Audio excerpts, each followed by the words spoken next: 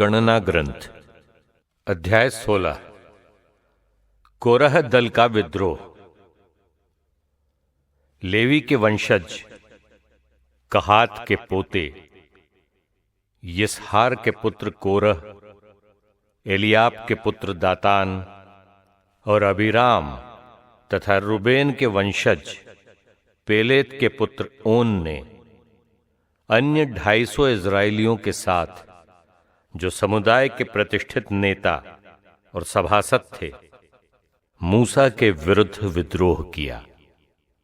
वे एकत्रित होकर मूसा और हारून का विरोध करने आए और बोले, बहुत हुआ, सारा समुदाय और उसके सब सदस्य पवित्र हैं, क्योंकि प्रभु उनके बीच है।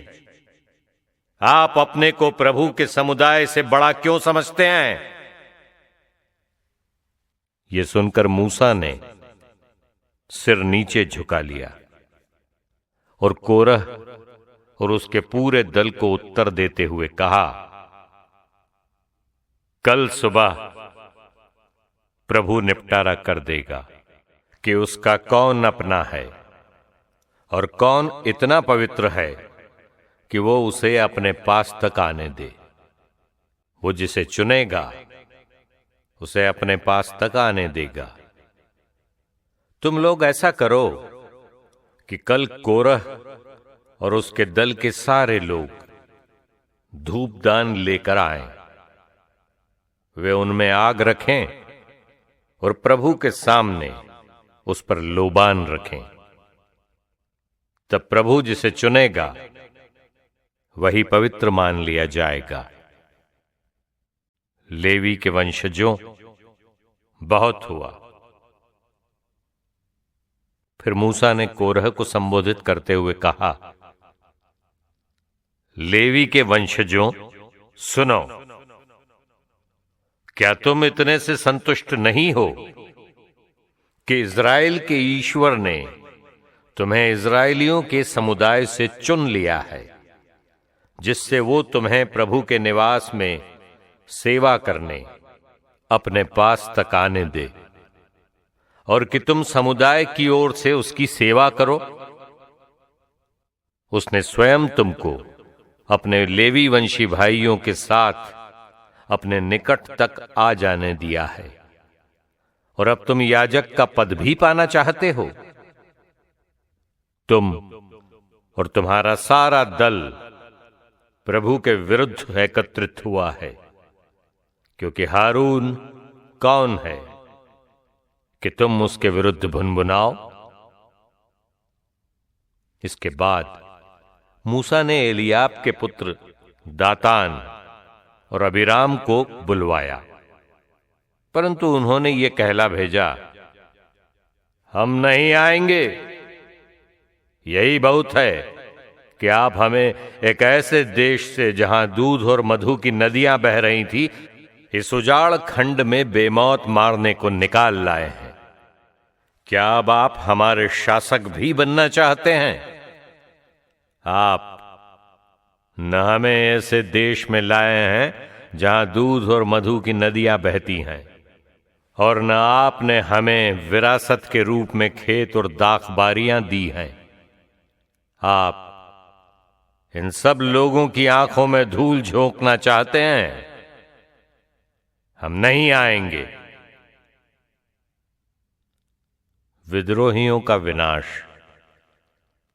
ये सुनकर मूसा बहुत क्रुद्ध हुआ और प्रभु से निवेदन करने लगा, तू इनकी चढ़ावे स्वीकार न कर, न तो मैंने इनसे कोई गधा लिया है और न इनमें किसी का कुछ बिगाड़ा है। इसके बाद मूसा ने कोरह से कहा, तुम और तुम्हारे दल के सारे लोग कल प्रभु के सामने आए। तुम उनके साथ आओ और हारून भी आए। तुम में प्रत्येक अपना धूप दान लेता आए और उस पर लोबान रखे। फिर प्रत्येक अपना धूप दान लाए, अर्थात 250 धूप दान प्रभु के सामने ले आओ। तुम और हारून अपना अपना धूपदान लेकर आना।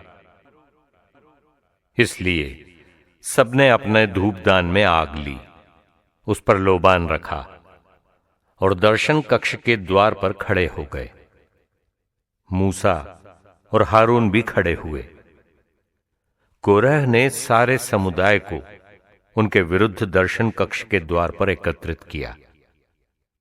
तब प्रभु की महिमा सारे समुदाय को दिखाई पड़ी। प्रभु ने मूसा और हारून से कहा, तुम लोग अपने को उनके दल से अलग कर लो, क्योंकि मैं क्षण भर में ही उनका विनाश करने जा रहा हूं। तब वे नतमस्तक होकर निवेदन करने लगे, ईश्वर, सारे प्राणियों के जीवनदाता, क्या तू एक व्यक्ति के पाप के कारण सारे समुदाय पर क्रोध करेगा?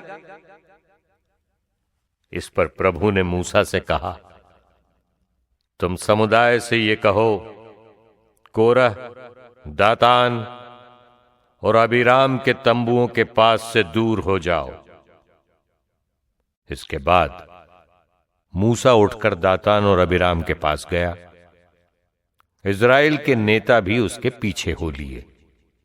तब उसने समुदाय को संबोधित करते हुए कहा, इन दुष्ट आदमियों के तंबुओं से दूर हो जाओ, इनके किसी भी सामान का स्पर्श न करो, नहीं तो इनके सब पापों के कारण तुम्हारा भी विनाश हो जाएगा।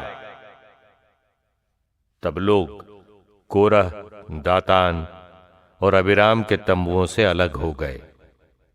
दातान और अबीराम निकलकर अपनी पत्नियों और अपने छोटे बड़े बच्चों के साथ अपने तंबुओं के द्वार पर खड़े थे।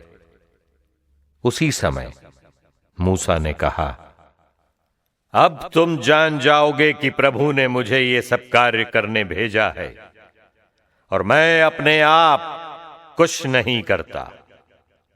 यदि इन लोगों की मृत्यु अन्य लोगों की तरह हो जाए और इनका भाग्य अन्य मनुष्यों की तरह ही हो, तो समझो कि प्रभु ने मुझे नहीं भेजा है।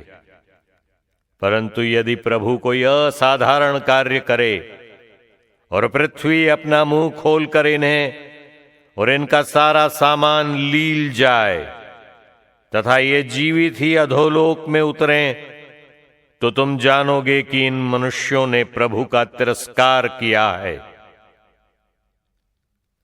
मूसा जैसे ही ये कह चुका, उन लोगों के नीचे की भूमि फटी और पृथ्वी अपना मुंह खोलकर उन्हें उनके परिवारों सहित निगल गई।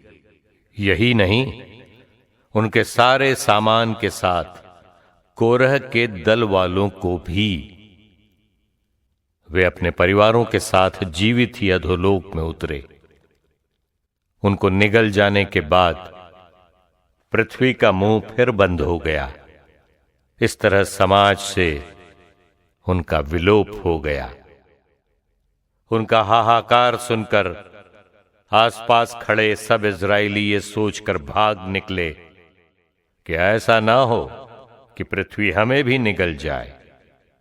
प्रभु की ओर से अग्नि आई और उसने उन 250 लोगों को भस्म कर दिया जो धूप चढ़ाने आए थे।